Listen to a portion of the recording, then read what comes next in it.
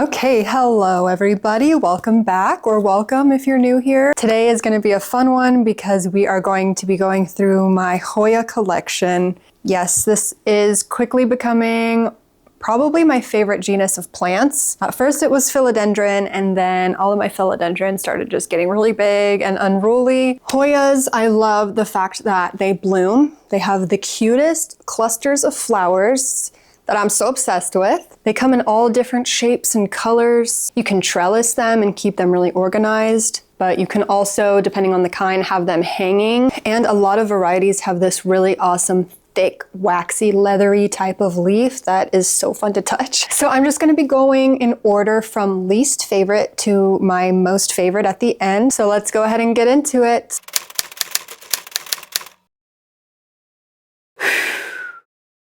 So we'll start with my least favorite Hoya, which is my Hoya parviflora splash. I got this Hoya because I really love the shape of the leaves. I love the dark foliage with the splashy variegation. The reason why this is in the bottom for me though is because it's definitely the slowest grower out of all of my Hoyas. So it hasn't pushed out any new growth from this point or even this point. It sprouted this offshoot right here, which it has grown 4 leaves from. And I got this probably summer of 2025, so it's definitely a very slow grower. This does live in my IKEA greenhouse cabinet, so it does get high humidity, and it only started to grow once I put it in that cabinet, so it definitely does prefer the higher humidity. I would really like to have a lush pot of this, but it doesn't seem like that's gonna be happening anytime soon.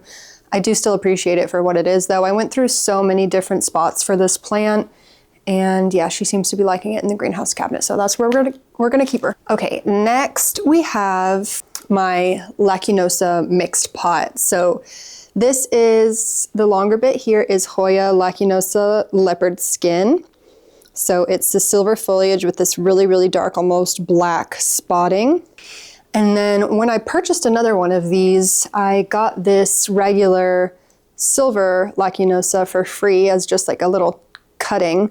So I plopped it in here and it rooted up and it's starting to grow. So we have the regular silver and the leopard skin.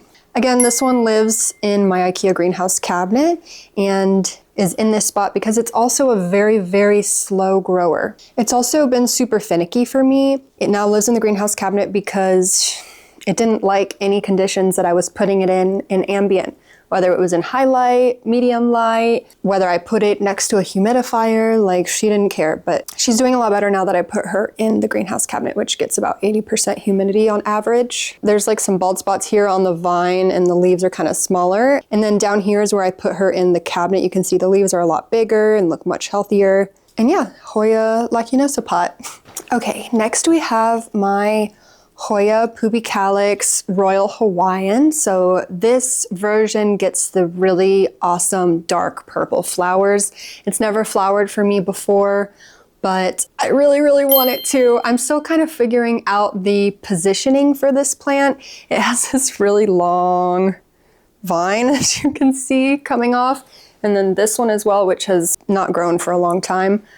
As you can see, I put it on this trellis thinking that it wants to climb, but she doesn't really seem like she wants to climb, but these little tendrils always come out and are trying to wrap around everything.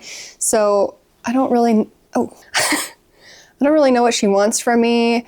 I don't know if I should just have this hanging. It's gonna look so much more organized climbing, and I really want it to climb, but it seems like whenever I wrap it around this trellis, it gets pissed off. So that's why I've kind of just let this go. So she just got upgraded to a 5-inch pot. The leaves have the texture that I just love in Hoyas, that thick, waxy, leathery texture. But yeah, main reason why I got this is for the flowers, but she's been growing pretty well for me as well, so I can't really complain. She looks okay for right now. Still figuring her out. Next we have my Argentia Princess. This is a bit newer to my collection. I got this as a 2-leaf cutting for $35. I had to cut off the original leaf, but this is the only one that's left. So everything else is new growth in my care. There's about 3 growth points, I think, which is really awesome. This also lives in my greenhouse cabinet, so it does get high humidity and high light. I would rank this higher, but my new growth,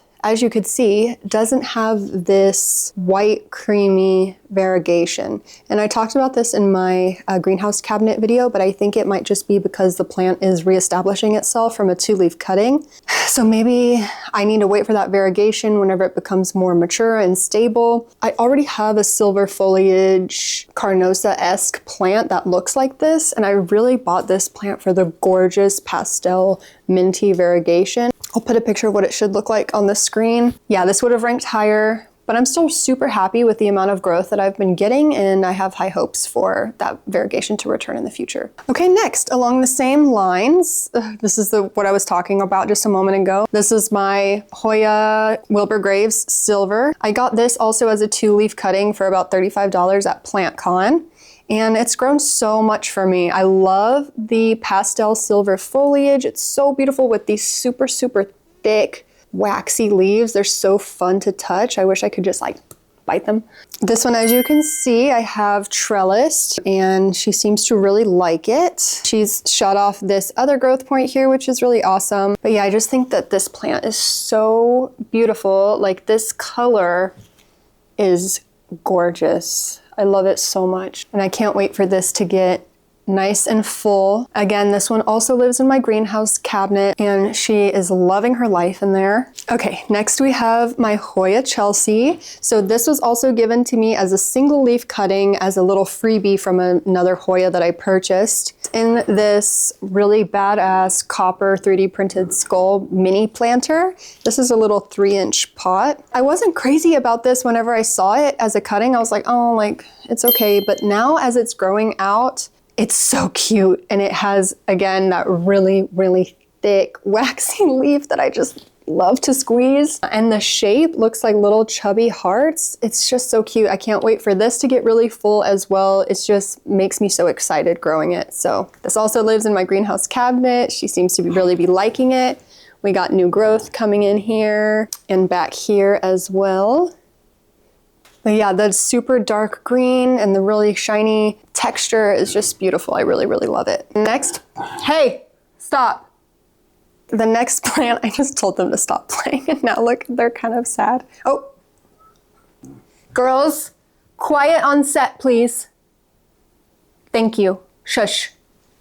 Okay, the next Hoya I cannot show you because it is wrapped up and around a pothos that I have at the top of my plant shelf over here. So I'll just insert B-roll, but it's my Hoya buotii. This plant I specifically got for the flowers as well. The flowers are so freaking cute. I hope that this thing flowers for me. So the foliage is super unassuming and kind of plain, but this thing grows like a freaking weed for me. I've broken the vine a few times on this plant, and every time it just ends up working in my favor because it just sprouts new growth points after that happens. Yeah, it's a super resilient plant. Again, it doesn't really seem like she likes the trellis that I've chosen for her. She kind of just wants to do her own thing and move freely and explore on her own terms, which is fine. This plant just makes me super excited. I love watching how it climbs and where she's going and what she decides to do. It's super fun. Hopefully we get flowers on her this year.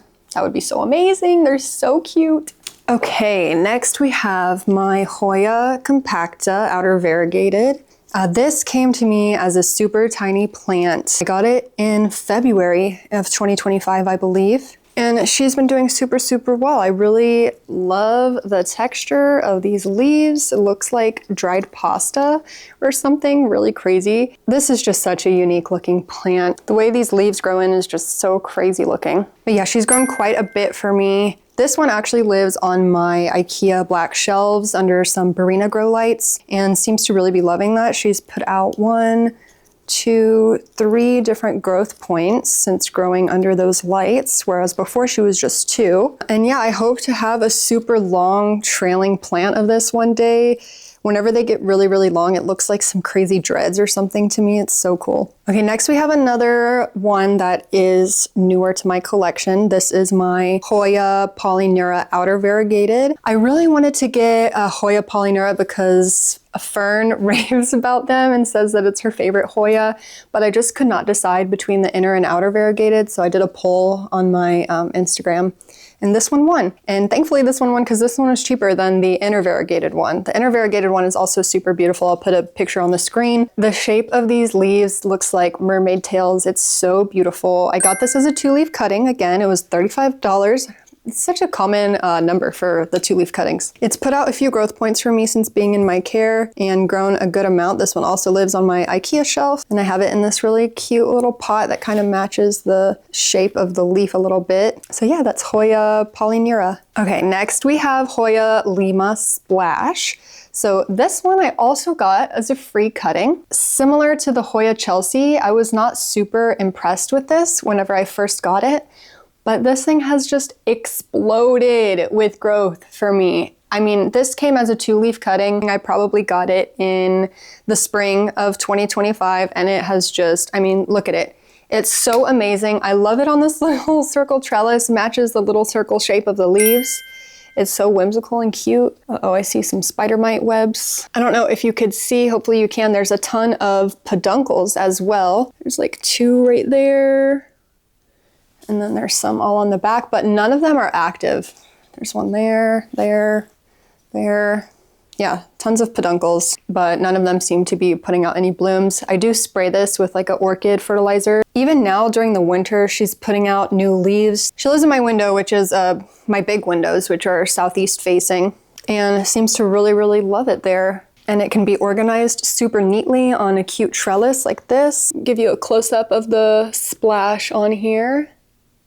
I feel like because I have this plant, I don't need a Hoya Mathilde either because they're just so similar. If I were to get Hoya Mathilde, I would want the variegated one, which is kind of expensive right now, and I don't really feel like paying $60 for a 2-leaf cutting. So we'll just appreciate Miss Lima right now. Next, we have my Hoya Bella inner variegated. Now, if you watched my very first plant chores video, you'll see that this almost died from root rot. So I'm gonna check her roots. Ooh.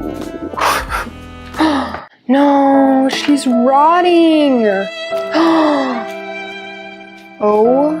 In that video, I planted it back in soil, which was not a good idea. And then I realized that it wasn't a good idea, so I cut it up and propagated it. Propagations went well, and now I put her back in soil, and she's doing really well.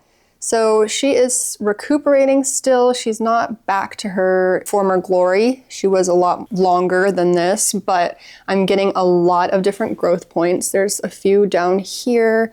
This one has split in 2, which is really cool. There's a new one here.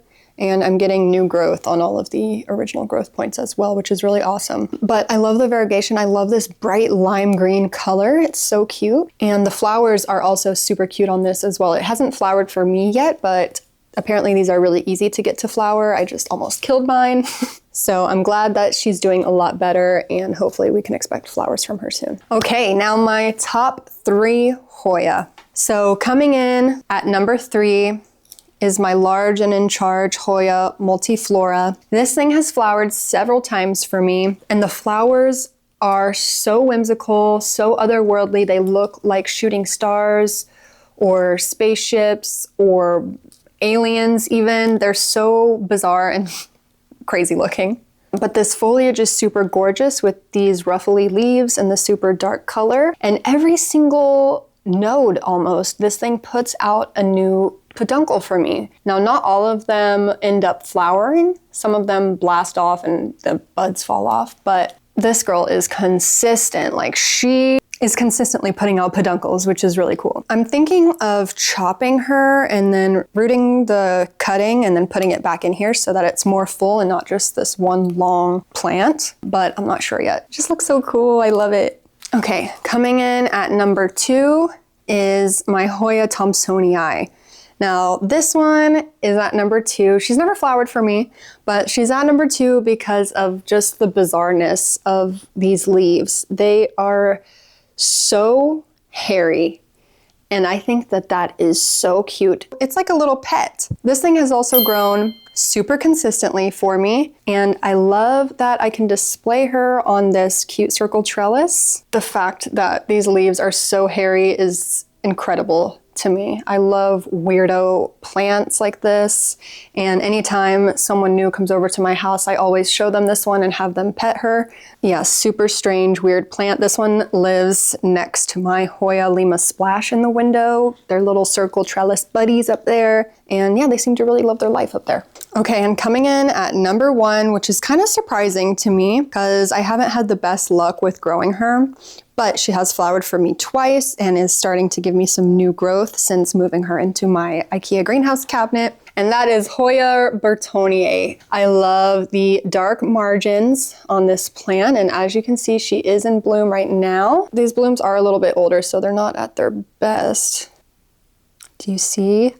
So cute.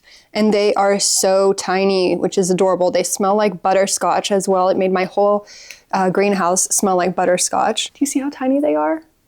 They're so cute. Oh my gosh, I love them so much. But yeah, this is a slow grower for sure for me. But as you can see, we are getting some new growth here and here. And even there, we have the tiniest little leaf coming in. I just love the velvet texture. It's so smooth, and the dark margin. The fact that it's bloomed twice for me and the blooms smell like butterscotch is just amazing. I'm sure some of these other Hoya would have ranked much higher if they've bloomed for me, but they haven't. So she gets the number 1 spot, Hoya burtoniae. All right, if you made it this far, thank you so much for watching my 2026 Hoya collection. I'm so happy to be able to document these plants, so whenever I look back in the future, I can see how much they've grown. So yeah, thank you so much for watching, and I'll see you in the next one. Bye.